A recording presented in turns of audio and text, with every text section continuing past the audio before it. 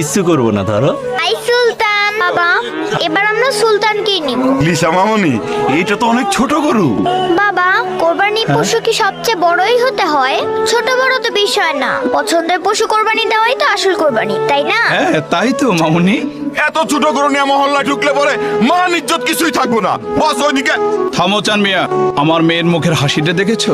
তাই আমি ঠিক করেছি ওই সুলতানই হবে আমাদের এবারের ঈদের একমাত্র কোরবানির লোক। কি বলো মামুনি? থ্যাংক ইউ বাবা। থ্যাংক ইউ মামুনি। হ্যাঁ দাও।